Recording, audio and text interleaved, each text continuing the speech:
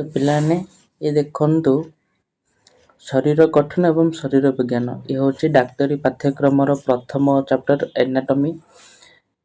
ଏନାଟମି ମାନେ ହେଉଛି ସେ ଦେଇଛି ଶରୀର ଗଠନ ଏବଂ ଶରୀର ବିଜ୍ଞାନ। ମନୁଷ୍ୟ ଶରୀରର ଗଠନ ଏବଂ ତାର କାର୍ଯ୍ୟ ବିଷୟରେ ଆମକୁ ପରିଚିତ କରାଏ କିଏ? ଏନାଟମି। ଏନାଟମିକୁ ଆମେ ସହଜ ଭାଷାରେ ଯଦି ବୁଝିବା କ'ଣ କହିବା ନା ମନୁଷ୍ୟ ଶରୀରର ଗଠନ ଏବଂ କାର୍ଯ୍ୟ ବିଷୟରେ ଆମେ ପାଠ ପଢ଼ିବାକୁ ଏନାଟମି ବୋଲି କହୁଛେ। The study of internal structure of human body is known as anatomy. ତ ଶରୀର ଗଠନ ଏବଂ ଶରୀର ବିଜ୍ଞାନ ବା ଶରୀର ଗଠନକୁ ଆମେ ବୈଜ୍ଞାନିକ ଭିତ୍ତିରେ ପଢ଼ାଇବା ପାଇଁ ଆମକୁ ଏନାଟମି ବୋଲି କହୁଛେ। ତ ସେ ଦେଇଛି ଆମକୁ କ'ଣ ନା ଏନାଟମି ଏବଂ ଶରୀର ବିଜ୍ଞାନ ମଡ୍ୟୁଲ ମାନବ ଶରୀରର ଗଠନ ଏବଂ କାର୍ଯ୍ୟକୁ ପରିଚିତ କରାଏ। ଏନାଟମି ଆମକୁ କ'ଣ ପରିଚିତ କରାଉଛି ନା ଶରୀର ବିଜ୍ଞାନ ମଡ୍ୟୁଲ। ଶରୀରକୁ ବୈଜ୍ଞାନିକ ଭିତ୍ତିରେ ପାଠ ପଢ଼ିବା ପାଇଁ ଯେଉଁ ମଡ୍ୟୁଲ ପ୍ରସ୍ତୁତ କରାଯାଇଛି ମାନବ ଶରୀରର ଗଠନ ଏବଂ କାର୍ଯ୍ୟକୁ ପରିଚିତ କରାଇବା ପାଇଁ ଯେଉଁ ମଡ୍ୟୁଲ ପ୍ରସ୍ତୁତ କରାଯାଇଛି ତାକୁ ଏନାଟମି ବୋଲି କହୁଛେ। ଆମେ ଆମ ଶରୀର ଗଠନ କରୁଥିବା କୋଷ, ଟିସ୍ୟୁ ଏବଂ ଝିଲ୍ଲି ବିଷୟରେ ପଢ଼ିବା।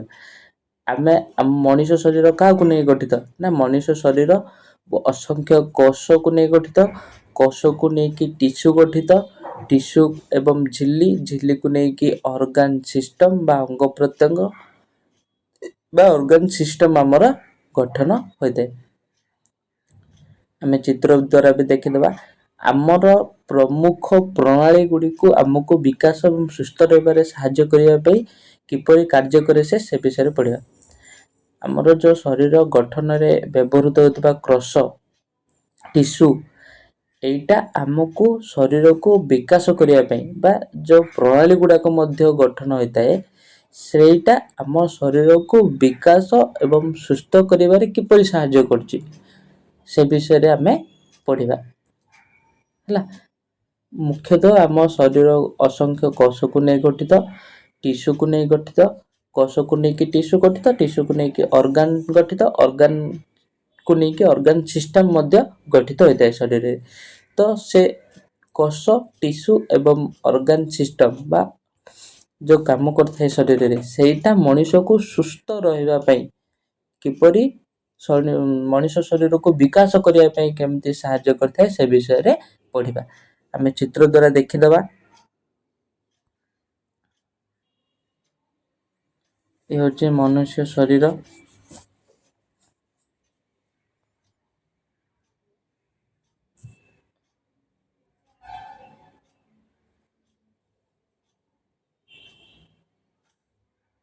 ମଣିଷ ଶରୀର ଗଠନ କେମିତି ହୋଇଛି ଆମେ ଦେଖିବାକୁ।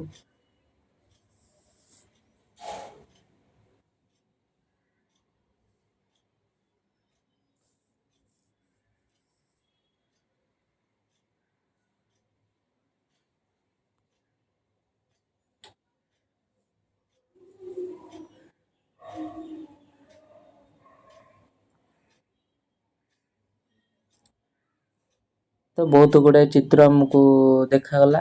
ଏଇଠି ମଣିଷ ଶରୀରର ଆଭ୍ୟନ୍ତରୀଣ ଅଙ୍ଗ ଗୁଡ଼ାକ ଦେଖନ୍ତୁ ଯକୃତ ଅଛି, ତାପରେ ଆସିଲା ଲିଭର ଅଛି, ଫୁସଫୁସ ଅଛି, ମୂତ୍ରାଶୟ ଦେଖାଯାଉଛି, ଦୁଇପଟ ସାଇଡ୍ ଦୁଇ ଫୁସଫୁସ ମଧ୍ୟ ଅଛି। ଏଠି ଆମର ଯକୃତ ଅଛି। ଇଏ ହେଉଛି ଯକୃତ ବା ଇଂଲିଶରେ ଆମେ ଲିଭର ବୋଲି କହୁଛେ। ଏଇଠି ଆମର ଖାଦ୍ୟ ନଳୀ ଦେଖାଯାଉଛି, ଏଇଟା ହେଉଛି ଖାଦ୍ୟ ନଳୀ। ତାପରେ ଆସିଲେ ଇଏ ହେଉଛି ଆମର ପାକସ୍ଥଳୀ, ଷ୍ଟମାକ ବୋଲିକି ଆମେ ଯାହାକୁ କହୁଛେ।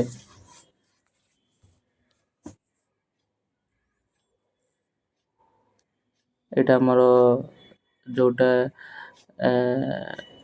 ଟିକେ ନାଲି କଲରର ଦେଖାଯାଉଛି ତ୍ରିଭୁଜ ଆକୃତିର, ସେଇଟା ହେଉଛି ଏଇଟା ହେଉଛି ଆମର ଯକୃତ, ଲିଭର ବୋଲି ଆମେ ଯାହାକୁ କହୁଛେ।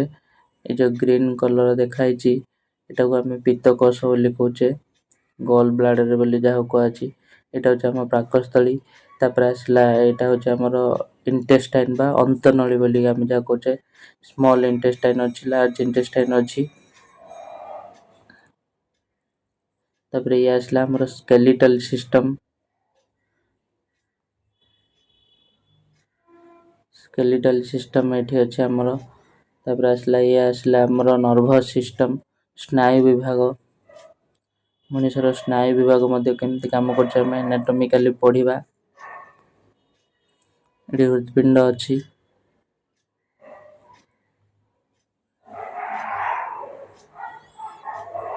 ତାପରେ ଆସିଲା ମସ୍କୁଲାର ସିଷ୍ଟମ ବା ମାଂସପେଶୀ। ତ ଏ ସବୁର ଗଠନ କେମିତି ହୋଇଛି ଆଉ କାର୍ଯ୍ୟ କେମିତି କରୁଛି, କ'ଣ କ'ଣ କାର୍ଯ୍ୟ କରୁଛି, ଆଉ ଏଇଟା ଆମ ଶରୀର ପାଇଁ କ'ଣ ସାହାଯ୍ୟ କରୁଛି, ହେଲା। ଶରୀରକୁ ସୁସ୍ଥ ରଖିବାରେ କିପରି ସାହାଯ୍ୟ କରୁଛି ସେ ସବୁ ବିଷୟରେ ଆମେ ପଢ଼ିବା। ତ ପିଲାମାନେ ଆମେ ଚିତ୍ର ଦ୍ୱାରା ବି ଦେଖିଲେ ମଣିଷ ଶରୀରର ସବୁ ଆଭ୍ୟନ୍ତରୀଣ ଅଙ୍ଗ ଗୁଡ଼ାକ ଆଉ ସେଇଗୁଡ଼ାକ କେମିତି ଗଠନ ହୋଇଥାଏ ଆଉ କେଉଁ ଅଙ୍ଗର କେଉଁ କାର୍ଯ୍ୟ ଆମେ ପଢ଼ିବା। ଏହି ମଡ୍ୟୁଲରେ ଆମେ ଶିଖିବା କ'ଣ କ'ଣ ଶିଖିବା ନା ମାନବ ଶରୀରର ମୌଳିକ କାର୍ଯ୍ୟ ଏବଂ ଜୀବନ ପ୍ରକ୍ରିୟା ବର୍ଣ୍ଣନା। ମାନବ ଶରୀରର ମୌଳିକ କାର୍ଯ୍ୟ। ମଣିଷ ଶରୀରର ମୌଳିକ କାର୍ଯ୍ୟ କ'ଣ?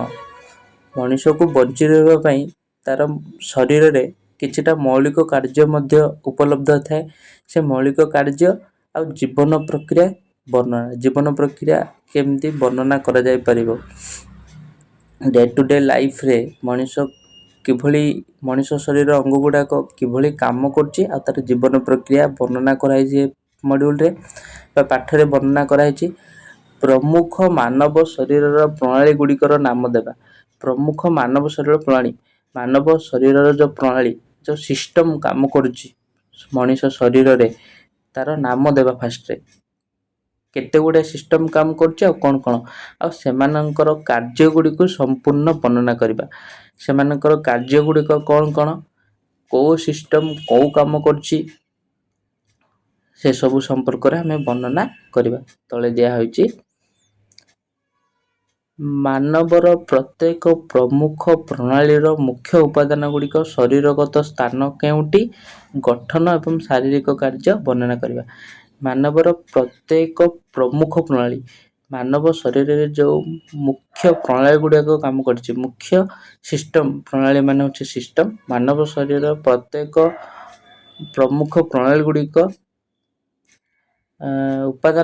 ମୁଖ୍ୟ ଉପାଦାନ ଗୁଡ଼ିକ ଯୋଉଟା ପାଇ ବୋଲି ଶରୀର ଡେ ଟୁ ଡେ ଲାଇଫରେ ବଞ୍ଚି ରହୁଛି, ଆଉ ସେଗୁଡ଼ାକ ଯଦି କ୍ଷତ ବିକ୍ଷତ ହୋଇଯାଏ, ମଣିଷର ସିଷ୍ଟମ କିଛି କାମ କରୁନି, ପ୍ରଣାଳୀ ଗୁଡ଼ାକ କିଛି କାମ କରୁନି, ଯାହାଫଳରେ ମଣିଷ ମୃତ୍ୟୁ ମୁଖରେ ପଡ଼ୁଛି। ତ ସେଇ ମୁଖ୍ୟ ଉପାଦାନ ଗୁଡ଼ିକର ଶରୀରଗତ ସ୍ଥାନ କେଉଁଠି, ଶରୀରର କେଉଁ ସ୍ଥାନରେ ସେ ମୁଖ୍ୟ ଉପାଦାନ ଗୁଡ଼ିକ କାମ କରୁଛି, ଆଉ ତାର ଗଠନ କେମିତି, ଆଉ ଶାରୀରିକ କାର୍ଯ୍ୟ, ସେ ଯେଉଁ ପ୍ରଣାଳୀ ଦ୍ୱାରା ଶରୀର କେମିତି କାର୍ଯ୍ୟ କରୁଛି, ହେଲା, ତା ବିଷୟରେ ଆମେ ବର୍ଣ୍ଣନା କରିବା। ଫାଷ୍ଟ ଆମେ ମାନବ ଶରୀରର ପରିଚୟ। ମାନବ ଶରୀରର ପରିଚୟ କେମିତି ଆମେ ଦେବା, ହେଲା। ମାନବ ଶରୀରକୁ ଆମେ ପରିଚୟ ଦେଇକି କହିବା ନା ମାନବ ଶରୀର ହେଉଛି ଏହି ଗ୍ରହର ସବୁଠାରୁ ଜଟିଳ ଜୀବ। ଏହି ଗ୍ରହରେ ଯେତେ ଗୁଡ଼ାଏ ଜୀବ, ଆମର 56 କୋଟି ଜୀବ ବାସ କରୁଛି ଆମେ ଜାଣିଛେ, ହେଲା। ମାନବ ଶରୀର ହେଉଛି ଏହି ଗ୍ରହର ସବୁଠାରୁ ଜଟିଳ ଜୀବ। ମାନବ ଶରୀରକୁ ଯଦି ଆମେ ବୁଝିବା ବହୁତ ଜଟିଳ ହୋଇଯିବ। କାହିଁକି? ମାନବ ଶରୀରରେ ଯେତିକି ସିଷ୍ଟମ କାମ କରୁଛି ସବୁ ଗୁଡ଼ାକ ଜଟିଳ ପ୍ରକ୍ରିୟା, ସେସବୁ ବୁଝିବା ବହୁତ କଷ୍ଟକର ପାଠ। ଆଉ ଏହି ଗ୍ରହର ସବୁଠାରୁ ଜଟିଳ ଜୀବ ହେଉଛି ମଣିଷ ଶରୀର। କଳ୍ପନା କରନ୍ତୁ କୋଟି କୋଟି ଅଣୁବୀକ୍ଷଣ ଅଂଶ, ପ୍ରତ୍ୟେକର ନିଜସ୍ୱ ପରିଚୟ ଅଛି।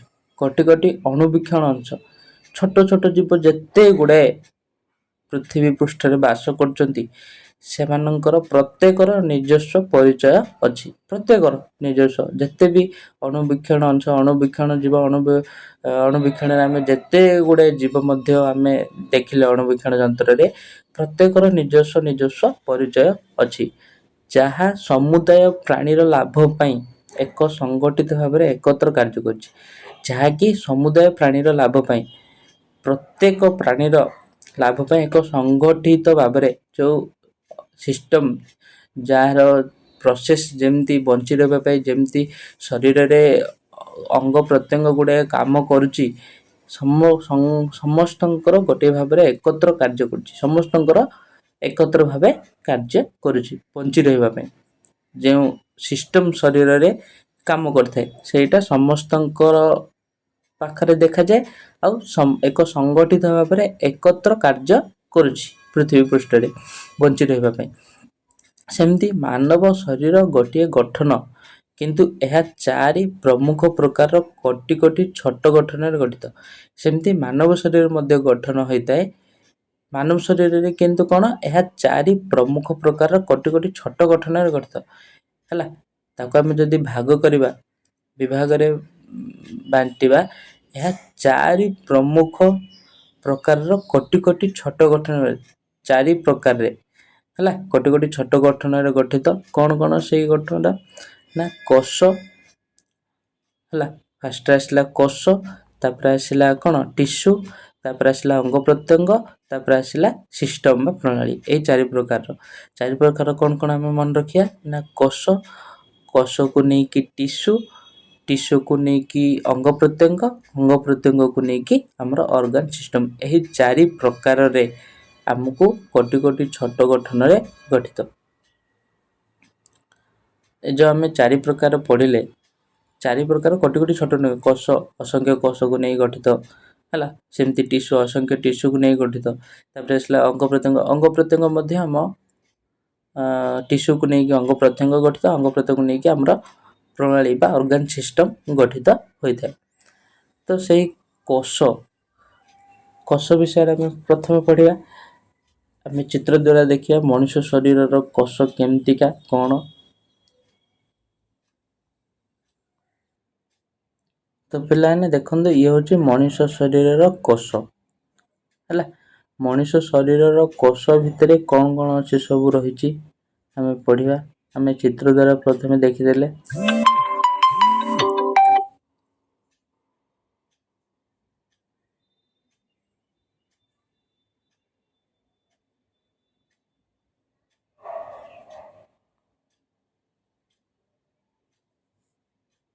ଇଏ ହେଉଛି ମଣିଷ ଶରୀରର କୋଷ। ଆମେ ଭିତରେ କ'ଣ କ'ଣ ସବୁ ଅଙ୍ଗ ପ୍ରତ୍ୟଙ୍ଗ ଅଛି ବା ମଣିଷ ଶରୀରର କୋଷ ଭିତରେ କ'ଣ କ'ଣ ସବୁ ଅଙ୍ଗିକା ରହିଛି। ଆ ଭିତରେ ଅଛି ସାଇଟୋପ୍ଲାଜମ ଅଛି, କୋଷ ଜୀବକ ଯାହାକୁ କହୁଛେ। ତାପରେ ଆସିଲା କୋଷ ଭିତରେ ଅଛି ନ୍ୟୁକ୍ଲିୟସ୍ ହେଲା। ତାପରେ ଆସିଲା ଆମର ରସଧାନୀ ଅଛି। ତାପରେ ଆସିଲା ଆମର ତାପରେ ରସଧାନୀ ଆସିଲା, କୋଷ ଜୀବକ ହେଲା, ନ୍ୟୁକ୍ଲିୟସ୍ ହେଲା, DNA ଅଛି, ବହୁତ ଗୁଡ଼ାଏ ଅଙ୍ଗିକା ଏ ଭିତରେ ଅଛନ୍ତି। ଆମେ ପଢ଼ିନେ ସେଗୁଡ଼ାକୁ, ଆମେ ଗୋଟି ଗୋଟି କରି ସବୁ ଯାକ ପଢ଼ିବା। ଇଏ ହେଉଛି ଆମେ ଚିତ୍ର ଦ୍ୱାରା ଦେଖିଦେଲେ ମଣିଷ ଶରୀରର କୋଷ।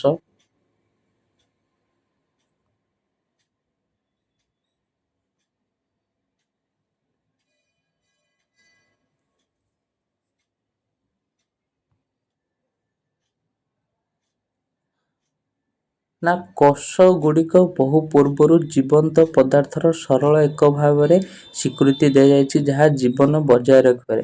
ଆମେ ଜାଣିଛେ କୋଷକୁ ଇଂଲିଶରେ ସେଲ୍ ବୋଲି କହୁଛେ। Cell is the structural and functional unit of life. କୋଷକୁ ଆମେ କ'ଣ କହୁଛେ ନା ସେଲ୍ ଇଜ୍ ଦି ଷ୍ଟ୍ରକ୍ଚରାଲ୍। କୋଷ ହେଉଛି ଶରୀରର ଗାଠନିକ ଏବଂ କାର୍ଯ୍ୟାତ୍ମକ ଏକକ। କୋଷ ଆମେ କାହାକୁ କୁହାଯାଏ ନା କୋଷ ହେଉଛି ଜୀବ ଶରୀରର ଗାଠନିକ ଏବଂ କାର୍ଯ୍ୟାତ୍ମକ ଏକକ। ଏଠି ଆମେ କ'ଣ ଦେଲେ ନା କୋଷ ଗୁଡ଼ିକ ବହୁତ ପୂର୍ବରୁ ଏକ ଜୀବନ୍ତ ପଦାର୍ଥର ସରଳ ଏକକ। ଗୋଟେ ଜୀବନ୍ତ ପଦାର୍ଥ ଯଦି ଆମେ ଦେଖିବା, ତାର ସରଳ ଏକକ ମାନେ ପ୍ରଥମ ଜିନିଷଟା ହେଉଛି କୋଷ, ସରଳ ଏକକ ଭାବରେ ସ୍ୱୀକୃତି ଦିଆଯାଇଛି। କୋଷ ହେଉଛି କ'ଣ ନା କୋଷ ଗୁଡ଼ିକ ବହୁ ପୂର୍ବରୁ ଜୀବନ୍ତ ପଦାର୍ଥ, ଗୋଟେ ଜୀବନ୍ତ ପଦାର୍ଥର ସରଳ ଏକକ ବୋଲିକି ଆମେ ଧରି ନେଇଛେ, ସ୍ୱୀକୃତି ଦିଆଯାଇଛି, ଯାହା ଜୀବନ ବଜାୟ ରଖିପାରେ। କୋଷଟି କ'ଣ କରୁଛି? ଜୀବନ ବଜାୟ ରଖିପାରୁଛି ଏବଂ ନିଜକୁ ପୁନରୁତ୍ପାଦନ କରିପାରିବ। ଏବଂ ନିଜକୁ ପୁନରୁତ୍ପାଦନ କରିପାରିବ ଅର୍ଥାତ୍ କ'ଣ? ସେ ସରଳ ତରଳ ପଦାର୍ଥର ଯେଉଁ ସରଳ ଏକକ ଭାବେ ଧରି ନେଇଛି, ସେ ନିଜକୁ ଜୀବନ୍ତ ରଖିବାରେ ବଜାୟ ରଖିପାରୁଛି, ଅର୍ଥାତ୍ ଯାହା ଜୀବନ ବଜାୟ ରଖିପାରୁଛି ଏବଂ ନିଜକୁ ପୁନରୁତ୍ପାଦନ, ନିଜ ଭଳି ଆଉ ଗୋଟେ କୋଷ ମଧ୍ୟ ସେ ନିଜେ ତିଆରି କରିପାରୁଛି, ନିଜକୁ ପୁନରୁତ୍ପାଦନ ମଧ୍ୟ ସେ କରିପାରୁଛି। ମାନବ ଶରୀର ଯାହା ଅନେକ କୋଷରେ ଗଠିତ, ମାନବ ଶରୀର ଅସଂଖ୍ୟ କୋଷରେ ଗଠିତ ଆମେ ଜାଣିଛେ। ମାନବ ଶରୀର ଯାହା ଅନେକ କୋଷରେ ଗଠିତ ଆଉ ଏକ ଏକକ ନୂତନ ଭାବରେ ଏକ ଜୀବନ୍ତ କୋଷ ଭାବରେ ଆରମ୍ଭ ହୁଏ। ମାନବ ଶରୀର କ'ଣ ହେଇଛି? ଯାହା ଅନେକ କୋଷରେ ଗଠିତ, ବହୁତ ଗୁଡ଼ାଏ କୋଷରେ ମାନବ ଶରୀର ଗଠିତ, ଏକ ଏକକ ଯାହାକୁ ଆମେ ଧରି ନେଇଛେ ଗୋଟେ ସରଳ ଏକକ, ଜୀବନ୍ତ ପଦାର୍ଥ ସରଳ ଏକକ ବୋଲିକି ଆମେ ଯେମିତି ଧରି ନେଇଛେ ଏକ ଏକକ, ଆଉ ଏହା ନୂତନ ଭାବରେ ଏକ ଜୀବନ୍ତ କୋଷ ଭାବରେ ଆରମ୍ଭ ହୁଏ। ଏବଂ ଏହା ଯେତେବେଳେ ଗୋଟିଏ ଯେକୌଣସି ବି ଜୀବନ୍ତ ଆରମ୍ଭ ହେଲା, ତାର ପ୍ରଥମ ଜିନିଷଟା ହେଉଛି କୋଷ, ମାନେ ପ୍ରଥମ ଏକକଟା ହେଉଛି କୋଷ। ଏକ କୋଷ ଭାବରେ ହିଁ ମନୁଷ୍ୟ ଜୀବନ ଆରମ୍ଭ ହୁଏ। ସେମିତି ଟିସ୍ୟୁ କ'ଣ? ନା ଟିସ୍ୟୁ ହେଉଛି କୋଷ ଅପେକ୍ଷା ଟିସ୍ୟୁ କିଛିଟା ଅଧିକ ଜଟିଳ। କୋଷ ଗୁଡ଼ିକୁ ନେଇକି ହିଁ ଟିସ୍ୟୁ ଗଠିତ। ଆଉ ଟିସ୍ୟୁ କ'ଣ? କୋଷ ହେଉଛି ଟିସ୍ୟୁ ଅପେକ୍ଷା କୋଷ ହେଉଛି କ'ଣ? ଟିସ୍ୟୁ ଅପେକ୍ଷା ବା ଏଠି ଆମେ ଲେଖାଯାଇଛି କ'ଣ ନା କୋଷ ଅପେକ୍ଷା ଟିସ୍ୟୁ କିଛିଟା ଅଧିକ ଜଟିଳ ଏକକ ହେଲା। କୋଷ ଅପେକ୍ଷା ଟିସ୍ୟୁ କୋଷଠୁ ଟିକେ ଜଟିଳ ଅଧିକ ଏକକ। ପରିଭାଷା ଅନୁସାରେ ଯଦି ଆମେ କହିବା, ଏକ ଟିସ୍ୟୁ ହେଉଛି ବିଭିନ୍ନ ପରିମାଣ ଏବଂ ପ୍ରକାରର ନିର୍ଜୀବ ଏବଂ ଆନ୍ତଃକୋଷୀୟ ପଦାର୍ଥ ସହିତ ଅନେକ ସମାନ କୋଷର ଏକ ସଂଗଠନ। ଯଦି ଆମେ ଟିସ୍ୟୁକୁ ବର୍ଣ୍ଣନା କରି କହିବା କ'ଣ? ଟିସ୍ୟୁ ହେଉଛି ବିଭିନ୍ନ ପରିମାଣ ଏବଂ ପ୍ରକାରର ନିର୍ଜୀବ କେତେ ଗୁଡ଼ିଏ ପରିମାଣ, କେତେ ଗୁଡ଼ିଏ କୋଷକୁ ଆମେ ପରିମାଣ ବୋଲି ଧରିନେବା, କେତେ ଗୁଡ଼ିଏ କୋଷର ପରିମାଣ, ବିଭିନ୍ନ ପରିମାଣ, ଆଉ କେତେ ପ୍ରକାର ନିର୍ଜୀବ ଏବଂ ଆନ୍ତଃକୋଷୀୟ ପଦାର୍ଥ ସହିତ ଅନେକ ସମାନ କୋଷ, କେତେ ଗୁଡ଼ିଏ ଅନେକ ସମାନ କୋଷର ବା ଅନେକ ଗୁଡ଼ିଏ ସମାନ କୋଷକୁ ନେଇକି ଏକ ଟିସ୍ୟୁ ଗଠିତ। ଆଉ ଆନ୍ତଃକୋଷୀୟ ପଦାର୍ଥ ସହିତ କୋଷ ଭିତରେ ଯେଉଁ ଅଙ୍ଗିକା ଗୁଡ଼ିକ ନେଇକି ଗଠନ ହୋଇଥାଏ, ସେ ଅନ୍ତଃକୋଷୀୟ ପଦାର୍ଥ ସହିତ ଅନେକ ସମାନ କୋଷର ଗଠନ। ମାନେ ଯଦି ଆମେ ପୁରା ବୁଝିବା, କେତେ ଗୁଡ଼ିଏ କୋଷକୁ ନେଇକି ହିଁ ଆମେ ଟିସ୍ୟୁ ଗଠନ କରାଯାଏ ବା ଟିସ୍ୟୁ ଗଠିତ ହୋଇଥାଏ, କେତେ ଗୁଡ଼ିଏ କୋଷକୁ ନେଇକି ଟିସ୍ୟୁ ଗଠିତ ହୋଇଥାଏ। ତାପରେ ଆସିଲା ଅଙ୍ଗ ପ୍ରତ୍ୟଙ୍ଗ। ଅଙ୍ଗ ପ୍ରତ୍ୟଙ୍ଗ କ'ଣ? ନା ଅଙ୍ଗ ପ୍ରତ୍ୟଙ୍ଗ ହେଉଛି ଟିସ୍ୟୁ ଅପେକ୍ଷା ଅଧିକ ଟିକେ ଜଟିଳ। ଅଙ୍ଗ ପ୍ରତ୍ୟଙ୍ଗ କ'ଣ? ଟିସ୍ୟୁ ଅପେକ୍ଷା ଅଧିକ ଜଟିଳ ଏକକ। କେତେ ଗୁଡ଼ାଏ ଟିସ୍ୟୁକୁ ନେଇକି ଅଙ୍ଗ ପ୍ରତ୍ୟଙ୍ଗ ଗଠିଥାଏ। କୋଷକୁ ନେଇକି ଯେମିତି ଟିସ୍ୟୁ ଗଠିଥାଏ, ଟିସ୍ୟୁ ଗୁଡ଼ିକୁ ନେଇକି ଅଙ୍ଗ ପ୍ରତ୍ୟଙ୍ଗ ଗଠିତ ହୋଇଥାଏ। ଅଙ୍ଗ ପ୍ରତ୍ୟଙ୍ଗ ଗୁଡ଼ିକ ହେଉଛି ଟିସ୍ୟୁ ଅପେକ୍ଷା ଟିକେ ଅଧିକ ଜଟିଳ। କୋଷଟା ହେଉଛି ସରଳ, କେତେ ଗୁଡ଼ିଏ କୋଷକୁ ନେଇକି ଯେଉଁ ତିଆରି ହୋଇଥାଏ ଟିସ୍ୟୁ, ତାଠୁ ଟିକେ ଜଟିଳ। ତାପରେ ଆସିଲା ଅଙ୍ଗ ପ୍ରତ୍ୟଙ୍ଗ, କେତେ ଗୁଡ଼ିଏ ଟିସ୍ୟୁକୁ ନେଇକି ଅଙ୍ଗ ପ୍ରତ୍ୟଙ୍ଗ ଗଠିତ, ଯେଉଁଟାକି ଟିସ୍ୟୁଠୁ ଟିକେ ଅଧିକା ଜଟିଳ। ସେମିତି ଗୋଟେ ସିଷ୍ଟମେଟିକାଲି ଆମେ ବିଭାଗ କରୁଛେ। ଅଙ୍ଗ ପ୍ରତ୍ୟଙ୍ଗ ଗୁଡ଼ିକ ହେଉଛି ଟିସ୍ୟୁ ଅପେକ୍ଷା ଅଧିକ ଜଟିଳ ଏକକ। ଏକ ଅଙ୍ଗ ହେଉଛି ଅନେକ ପ୍ରକାର ଟିସ୍ୟୁର ଏକ ସଂଗଠନ। ଏକ ଅଙ୍ଗ ହେଉଛି ଗୋଟିଏ ଅଙ୍ଗ। ଯଦି ଆମେ ଆମର ମନେକର ହାତ ଦେଖିବା କି ଗୋଡ଼ ଦେଖିବା, ସେମିତି ଅନେକ ଗୁଡ଼ିଏ କୋଷକୁ ନେଇକି ଟିସ୍ୟୁ ଗଠିତ, କେତେ ଗୁଡ଼ିଏ ଟିସ୍ୟୁକୁ ନେଇକି ଗୋଟିଏ ଅଙ୍ଗ ଗଠିତ। ଅନେକ ପ୍ରକାରର ଟିସ୍ୟୁର ଏକ ସଂଗଠନ, ଯାହା ଏପରି ଭାବରେ ସଜାଯାଇଛି, ଟିସ୍ୟୁ ଅଙ୍ଗଟାକୁ ଆମର ଏପରି ଭାବେ ଗଠନ କରାଯାଇଛି ବା ଏପରି ଭାବରେ ସଜାଯାଇଛି ଅଙ୍ଗଟାକୁ ଯେ ସେମାନେ ଏକ ବିଶେଷ କାର୍ଯ୍ୟ କରିପାରିବେ। ଯେକୌଣସି ଗୋଟେ ଆମେ ଉଦାହରଣ ସ୍ୱରୂପ ଆମର ହାତ, ଆମ ହାତ କ'ଣ କାମ କରୁଛି? ବିଭିନ୍ନ ପ୍ରକାର କାମ କରିବାରେ ସାହାଯ୍ୟ କରୁଛି। କୌଣସି ଜିନିଷ ଉଠାଇବାରେ, କୌଣସି ଜିନିଷ କ'ଣ ଓଜନ ବୋହିବାରେ ଆମର ଯେମିତି ହାତ କାର୍ଯ୍ୟ କରୁଛି। ତ ଏଠି ଆମର ତିନୋଟି ଗୋଟେ କାମ କଲା। ଏଥିରେ ଆମର ହାଡ଼ ମଧ୍ୟ କାମ କଲା, ଏଥିରେ ଆମର ମାଂସପେଶୀ ମଧ୍ୟ କାମ କଲା, ତ ଏଥିରେ ଆମର ଆଉ କ'ଣ କାମ କଲା? ଆମର ଅଙ୍ଗ ଯେଉଁ କାମ କଲା, ହାତ ଅଙ୍ଗଟା ବି କାମ କଲା। ତ ଏଇ ଟିସ୍ୟୁ ଗୁଡ଼ାକ ଏମିତି ଅଙ୍ଗ ପ୍ରତ୍ୟଙ୍ଗ ଗୁଡ଼ିକର ଯେଉଁ ଟିସ୍ୟୁକୁ ନେଇ ଗଠିତ ଏମିତି ଭାବରେ ସଜାଯାଇଛି ଯେ ସେମାନେ ଏକ ବିଶେଷ କାର୍ଯ୍ୟ କରିପାରିବେ, ଗୋଟେ ବିଶେଷ କାର୍ଯ୍ୟ କରିପାରିବେ। ଉଦାହରଣ ସ୍ୱରୂପ ପେଟ ହେଉଛି ମାଂସପେଶୀ। ପେଟ ଉଦାହରଣ ସ୍ୱରୂପ ପେଟ ହେଉଛି ମାଂସପେଶୀ, ସଂଯୋଜକ, ଉପକଣ୍ଠ ଏବଂ ସ୍ନାୟୁଟିସ୍ୟୁର ଏକ ସଂଗଠନ। ଆମର ଯେଉଁ ପେଟ ଯେଉଁ କାମ କରୁଛି, ପେଟ କାହାକୁ ନେଇ ଗଠିତ? ନା ମାଂସପେଶୀକୁ ନେଇ ଗଠିତ, ଆଉ ସଂଯୋଜକ ପେଟ ବିଭିନ୍ନ ପ୍ରକାର ଅଙ୍ଗ ପ୍ରତ୍ୟଙ୍ଗକୁ ନେଇ ଗଠିତ କରୁଛ। ଆମ ପେଟ ଭିତରେ ଅଛି ଯକୃତ ଅଛି, କିଡ଼ନୀ ଅଛି, ଲିଭର ଅଛି। ଲିଭରକୁ ଆମେ ଯକୃତ ବୋଲି କହୁଛେ। କିଡ଼ନୀ ଅଛି, ବୃକକ୍ ଯାହା କୁହାଯାଏ। ତାପରେ ଆସିଲା ଆମର ପାକସ୍ଥଳୀ ଅଛି, ଷ୍ଟମାକ୍ ବୋଲି କହୁଛେ ଆମେ ଯାହାକୁ, ହେଲା। ପେଟ ହେଉଛି ମାଂସପେଶୀ, ସଂଯୋଜକ, ଉପକଣ୍ଠ ଏବଂ ସ୍ନାୟୁ ଟିସ୍ୟୁକୁ ନେଇକି ମଧ୍ୟ ଆମର ପେଟ ଗଠିତ ଏସବୁ ସଂଗଠନ। ମାଂସପେଶୀ ଏବଂ ସଂଯୋଜକ ଟିସ୍ୟୁ ଏହାର କାନ୍ଥ ଯେମିତି ଗଠନ କରୁଛି। ପେଟର ଯେଉଁ ଗଠନଟା କାହାକୁ ନେଇ ଗଠିତ? ନା ମାଂସପେଶୀ, ବହୁତ ଗୁଡ଼ିଏ ମାଂସପେଶୀକୁ ନେଇକି ମଧ୍ୟ ଗଠିତ। ମାଂସପେଶୀ ଆଉ ସଂଯୋଜକ ଟିସ୍ୟୁକୁ ନେଇକି ଏହାର କାନ୍ଥ ଗଠିତ। ପେଟର କାନ୍ଥ ଗଠନ ହୁଏ। ଏବଂ ତାପରେ ଆସିଲା ଉପକଣ୍ଠ ଏବଂ ସଂଯୋଜକ ଟିସ୍ୟୁ ଏହାର ଆସ୍ତରଣ ଗଠନ କରେ, ହେଲା। ଉପକଣ୍ଠ ଏବଂ ସଂଯୋଜକ ଟିସ୍ୟୁ ଯେମିତି ଏହାର କାନ୍ଥ ଗଠନ କରୁଥିଲେ ମାଂସପେଶୀ ଏବଂ ସଂଯୋଜକ ଟିସ୍ୟୁ, ସେମିତି କ'ଣ ଏହାର ଆସ୍ତରଣ କେମିତି ଗଠନ ହୋଇଥାଏ? ନା ଉପକଣ୍ଠ ଏବଂ ସଂଯୋଜକ ଟିସ୍ୟୁ ନେଇକି ଉପର ଆସ୍ତରଣ ଗଠନ ହୋଇଥାଏ। ସେମିତି ଆମର ସ୍ନାୟୁ ଟିସ୍ୟୁ ଏହାର କାନ୍ଥ ଓ ଆସ୍ତରଣ ଉଭୟରେ ବିସ୍ତାରିତ ହୁଏ। ସ୍ନାୟୁ ଟିସ୍ୟୁର କାମ ମଧ୍ୟ ଅଲଗା ଅଲଗା। ସ୍ନାୟୁ ଟିସ୍ୟୁ କ'ଣ କରୁଛି? ଏହାର କାନ୍ଥ ଏବଂ ଆସ୍ତରଣ ଉଭୟରେ ବିସ୍ତାରିତ ହୁଏ। ଆମେ ଦେଖିବା, ଚିତ୍ର ଦ୍ୱାରା ଦେଖିଦେଲେ ଆମେ ବୁଝିଯିବା।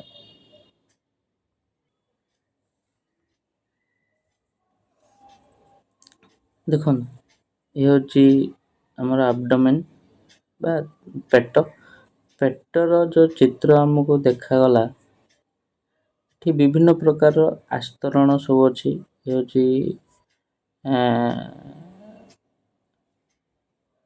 ହେଉଛି ସ୍ନାୟୁ ବିଭାଗ। ଏଇଟା ଆମେ ବାହାର ପଟରୁ ଟ୍ରାନ୍ସଭର୍ସରେ ଦେଖୁଛେ, ହେଲା, ଅଙ୍ଗ ପ୍ରତ୍ୟଙ୍ଗ ଗୁଡ଼ାକ। ତ ଏ ସବୁ ଗୁଡ଼ାକ ଆମେ ଯେଉଁ ଦେଖୁଛେ, ହେଲା, ଏଇଟା ହେଉଛି ଯକୃତ, ଏଇଟା ହେଉଛି ପାକସ୍ଥଳୀ, ଏ ହେଉଛି ଅନ୍ତର୍ନଳୀ। ଏ ଯେଉଁ ସବୁ ଗୁଡ଼ାକ ଦେଖାଯାଉଛି, ଆମେ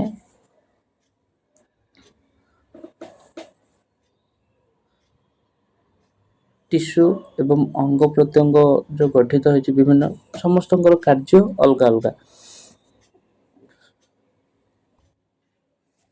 ତ ଏଠି ଆମେ ଜାଣିଲେ କ'ଣ? ନା ଯେମିତି ଆମର ପେଟ ହେଉଛି କ'ଣ? ମାଂସପେଶୀ, ସଂଯୋଜକ ଆଉ ଉପକଣ୍ଠ ଏବଂ ସ୍ନାୟୁ ଟିସ୍ୟୁର ଏକ ସଂଗଠନ। ଯେମିତି ଆମେ ଜାଣିଲେ ଚାରିଟା ଗୁଡ଼ାକୁ ନେଇକି ଯେମିତି ଆମ ପେଟ ଗଠିତ ହେଉଛି। ମାଂସପେଶୀ ଏବଂ ସଂଯୋଜକ ଟିସ୍ୟୁ ଏହାର କାନ୍ଥ ଗଠନ କରୁଛି, ଆଉ ଉପକଣ୍ଠ ଏବଂ ସଂଯୋଜକ ଟିସ୍ୟୁ ଏହାର ଆସ୍ତରଣ ଗଠନ କରୁଛି, ଏବଂ ସ୍ନାୟୁ ଟିସ୍ୟୁ ଏହାର କାନ୍ଥ ଓ ଆସ୍ତରଣ ଦେଇକି ବିସ୍ତାର ହେଉଛି। ତ ଏ ସବୁ ଗୁଡ଼ାକୁ ନେଇକି ଯେମିତି ଗୋଟିଏ ଅଙ୍ଗ ପେଟ ଗଠିତ ହେଲା, ଠିକ୍ ସେମିତି ପେଟର ଏକ ବିଶେଷ କାର୍ଯ୍ୟ ସେମାନେ କଲେ। ଗୋଟେ ବିଶେଷ କାର୍ଯ୍ୟ ପେଟର ଆବଡୋମେନ୍ ପାକସ୍ଥଳୀ ବା ଖାଦ୍ୟ ହଜମ କରିବା ପାଇଁ ବିଭିନ୍ନ କାର୍ଯ୍ୟ ଯେମିତି ଶରୀରରେ କରେ, ଖାଦ୍ୟ ହଜମ କରେ। ଶରୀରର ମଧୁସୂଦନ ତଳକୁ ଯେଉଁ ଲିଭର ଅଛି, ସେ ସବୁ ଗୁଡ଼ାକ କାର୍ଯ୍ୟ ଅଲଗା ଅଲଗା।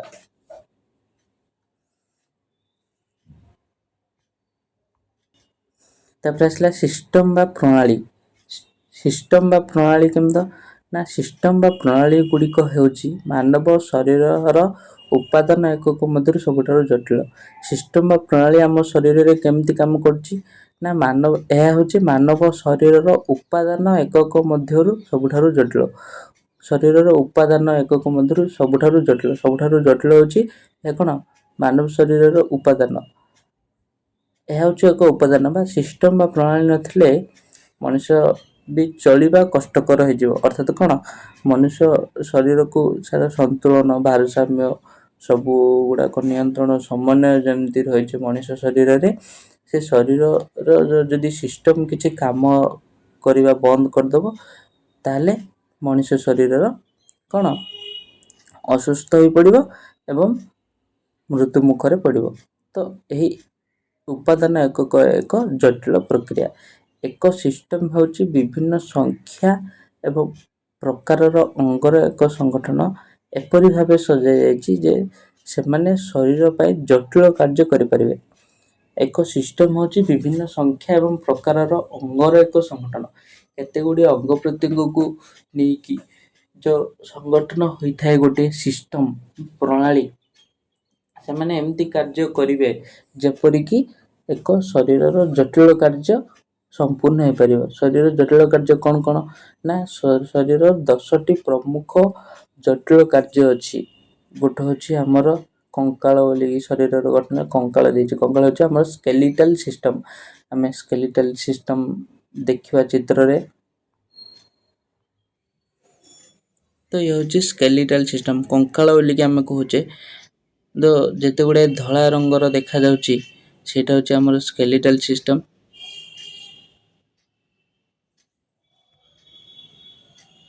କଙ୍କାଳ ବୋଲି ଆମେ ଯାହା କରୁଛେ, ଦେଖନ୍ତୁ କଙ୍କାଳ କେମିତି କାମ କରୁଛି ବା ସ୍କେଲିଟାଲ ସିଷ୍ଟମ କେମିତି କାମ କରୁଛି। ଉପର ଭାଗରେ ଅଛି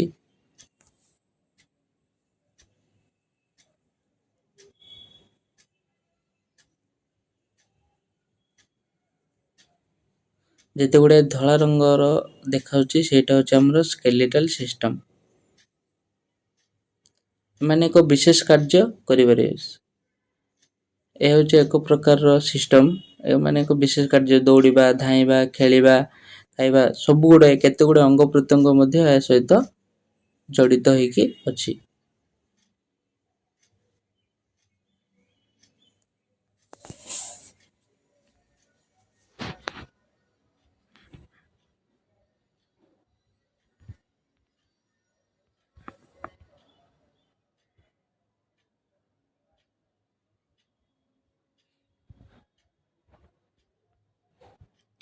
ଦେଖନ୍ତୁ ଏଇଠିରେ ପୁରା ଦେଖାଉଛି ଆମର କଙ୍କାଳ, ଯାହାକୁ ଆମେ ସ୍କେଲିଟାଲ ସିଷ୍ଟମ ବୋଲି କହୁଛେ।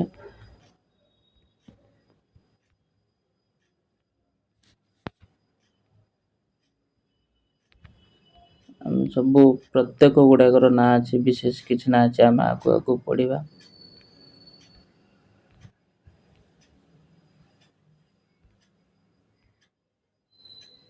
ତ ଏମାନେ ଶରୀରରେ ଏକ ବିଶେଷ କାର୍ଯ୍ୟ ସମ୍ପନ୍ନ କରିପାରିବେ। ଏଭଳି ଭାବରେ 10ଟି ସମ୍ପୂର୍ଣ୍ଣ 10ଟି ପ୍ରମୁଖ ପ୍ରଣାଳୀ ଅଛି ମାନବ ଶରୀରର ଗଠନରେ। ସେ 10ଟି ପ୍ରମୁଖ ପ୍ରଣାଳୀ ଆମକୁ ପଢ଼ିବା। ଗୋଟେ ହେଉଛି କଙ୍କାଳ, ତାପରେ ଆସିଲା ମାଂସପେଶୀ, ତାପରେ ଆସିଲା ସ୍ନାୟୁ, ତାପରେ ଆସିଲା ଅନ୍ତଃସ୍ରାବୀ ଗ୍ରନ୍ଥି ଆମେ ଯାହାକୁ କହୁଛେ, ତାପରେ ଆସିଲା ହୃଦରୋଗ, ତାପରେ ଆସିଲା ଲିମ୍ଫାଟିକ୍ ହେଲା, ତାପରେ ଆସିଲା ଶ୍ୱାସକ୍ରିୟା,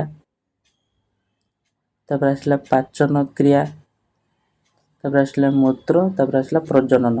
ତ ଏହି ଯେଉଁ 10ଟି ବିଭାଗ ଆମେ ପଢ଼ିଲେ, 10ଟି ପ୍ରମୁଖ ପ୍ରଣାଳୀ ଶରୀରରେ କାର୍ଯ୍ୟ କରୁଛି। 10ଟି ଯାକ ପ୍ରମୁଖ ପ୍ରଣାଳୀ ଆମେ ଚିତ୍ର ସାରା ଦେଖିଦେବା।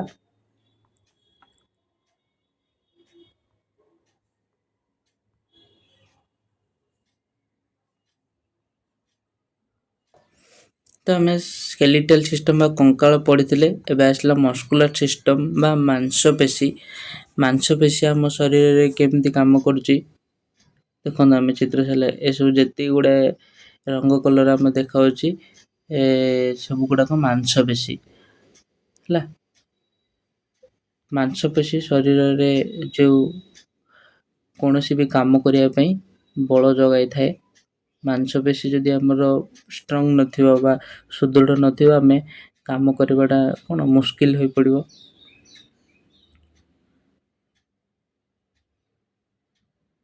ଆମେ ସବୁ ଗୁଡ଼ାକର ନାମକରଣ ବି କରାହେଇଛି ଏଥିରେ, ଆମେ ନାମକରଣକୁ ପରେ ପଢ଼ିବା।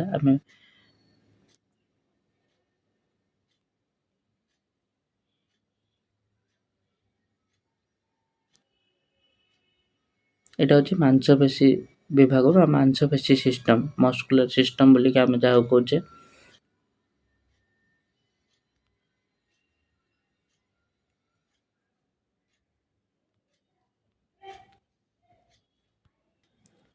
ମାଂସପେଶୀ ଆମେ ଦେଖିଲେ, କଙ୍କାଳ ଦେଖିଲେ, ମାଂସପେଶୀ ଦେଖିଲେ, ତାପରେ ଆସିଲା ସ୍ନାୟୁ ବିଭାଗ। ସ୍ନାୟୁ ବିଭାଗ ଶରୀରରେ କେମିତି କାମ କରୁଛି, ସ୍ନାୟୁ ପ୍ରଣାଳୀ କେମିତିକା ମଣିଷ ଶରୀରର ଦେଖିବା ଆମେ ଚିତ୍ର ସାହାଯ୍ୟରେ। ତ ଇଏ ହେଉଛି ସ୍ନାୟୁ ବିଭାଗ। ଦେଖନ୍ତୁ, ବିଛେଇ ହୋଇକି ଶରୀରରେ ଏକ ନେଟୱାର୍କ ଭଳିଆ ଅଛି। ମଣିଷର ସ୍ନାୟୁ ବିଭାଗର ମୁଖ୍ୟ ହେଉଛି ଆମର ମଣିଷର ମସ୍ତିଷ୍କ। ଏ ହେଉଛି ସ୍ନାୟୁ ବିଭାଗ ହେଲା। ବିଛେଇ ହୋଇକି ଚାରିଆଡ଼େ ପଡ଼ିଛି ମଣିଷ ଶରୀରରେ।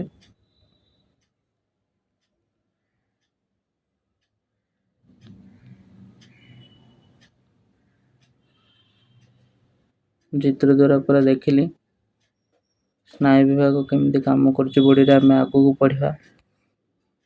ତ ସ୍ନାୟୁ ବିଭାଗ ଏକ ବିଶେଷ କାମ କରେ ମଣିଷ ଶରୀରରେ।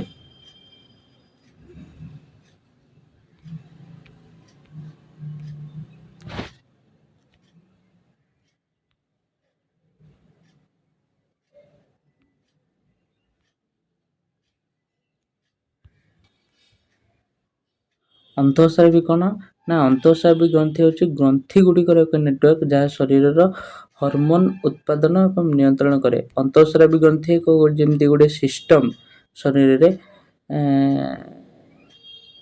ଅନ୍ତଃସ୍ରାବୀ ଗ୍ରନ୍ଥି ହେଉଛି ଗ୍ରନ୍ଥି ଗୁଡ଼ିକର ଏକ ନେଟୱାର୍କ ଯାହା ଶରୀରରେ ହରମୋନ୍ ଏବଂ ଉତ୍ପାଦନ ନିୟନ୍ତ୍ରଣ କରୁଛି, ହରମୋନ୍ ତିଆରି କରୁଛି ଆଉ ନିୟନ୍ତ୍ରଣ ମଧ୍ୟ ଶରୀର କରୁଛି। ଆମେ ଚିତ୍ର ସାହାଯ୍ୟରେ ଦେଖିଦେବା ହରମୋନ୍ କେମିତି କାମ କରୁଛି, ଅନ୍ତଃସ୍ରାବୀ ଗ୍ରନ୍ଥି କେମିତି କାମ। ତ ଇଏ ହେଉଛି ଆମର ଏଣ୍ଡୋକ୍ରାଇନ୍ ସିଷ୍ଟମ୍। ଏଣ୍ଡୋକ୍ରାଇନ୍ ସିଷ୍ଟମ୍ ମସ୍ତିଷ୍କରୁ ପୁରା ଟେଷ୍ଟିସ୍ ଯାଏ ପୁରା ଏଣ୍ଡୋକ୍ରାଇନ୍, ସେଠି ହରମୋନ୍ କ୍ଷରଣ ହେଉଛି। ହରମୋନ୍ କ୍ଷରଣ ହେଲା ପରେ ଶରୀରକୁ ସେ କେମିତି ନିୟନ୍ତ୍ରଣ କରୁଛି, ସବୁ ଗୁଡ଼ାକ ଅଙ୍ଗ ସେଥିରେ ଗଲା ହେଲା। ତ ଅନ୍ତଃସ୍ରାବୀ ଗ୍ରନ୍ଥିରୁ ସେ କ'ଣ କରୁଛି କାମ, ତାର ହରମୋନ୍ ତିଆରି କରୁଛି ଏବଂ ଶରୀରକୁ ନିୟନ୍ତ୍ରଣ ରଖୁଛି। ଏ ସବୁ ଗୁଡ଼ାକ ଅଙ୍ଗ ପ୍ରତ୍ୟଙ୍ଗକୁ ସେ ନିୟନ୍ତ୍ରଣରେ ରଖୁଛି। ଏ ହେଉଛି ଏଣ୍ଡୋକ୍ରାଇନ୍। ଅନ୍ତଃସ୍ରାବୀ ସିଷ୍ଟମ୍ ଯାହାକୁ ଆମେ କହୁଛେ, ସେଥିରେ ଆସିଲା ଲିଭର ପରେ ଆସିଲା ପାକସ୍ଥଳୀ ଆସିଲା, ତାପରେ ଆସିଲା କିଡନୀ ଆସିଲା, ତାପରେ ଆସିଲା ଆମର ଥାଇରଏଡ଼୍ ଗ୍ଲାଣ୍ଡ ଆସିଲା, ବିଭିନ୍ନ ପ୍ରକାର ଅଙ୍ଗ ପ୍ରତ୍ୟଙ୍ଗ ଟେଷ୍ଟିସ୍ ଆସିଲା ହେଲା। ହାଇପୋଥାଲାମସରୁ ବହୁତ ଗୁଡ଼ାଏ ଅଛି ଏଥିରେ କାର୍ଯ୍ୟ। ସେ ଶରୀରରେ ହରମୋନ୍ ତିଆରି କରୁଛି ଏବଂ ଶରୀରକୁ ସମାନ ନିୟନ୍ତ୍ରଣ କରୁଛି। ଏଇଟା ହେଉଛି ଅନ୍ତଃସ୍ରାବୀ ଗ୍ରନ୍ଥିର କାମ। ଠିକ୍ ସେହିପରି ହୃଦରୋଗ ବିଭାଗ ଅଛି, ଲିମ୍ଫାଟିକ୍ ଅଛି ହେଲା, ଶ୍ୱାସକ୍ରିୟା ଅଛି, ପାଚନ କ୍ରିୟା ଅଛି, ଡାଇଜେଷ୍ଟିଭ୍ ପାର୍ଟ ଅଛି, ତାପରେ ଆସିଲା ମୂତ୍ର ବିଭାଗ ଅଛି, ପ୍ରଜନନ ଅଛି। ତ ଏ ସବୁ ଗୁଡ଼ାକ କ'ଣ ହେଉଛି, ଶରୀର ଏକ ସିଷ୍ଟମ୍ ବା ପ୍ରଣାଳୀ। ଆମେ ଆଗକୁ ପଢ଼ିବା ହୃଦରୋଗ ବିଭାଗ। ହୃଦରୋଗରୁ ଆମେ ଚିତ୍ର ସାହାଯ୍ୟରେ ଦେଖିବା। ବର୍ତ୍ତମାନ ପାଇଁ ଏତିକି ଥାଉ।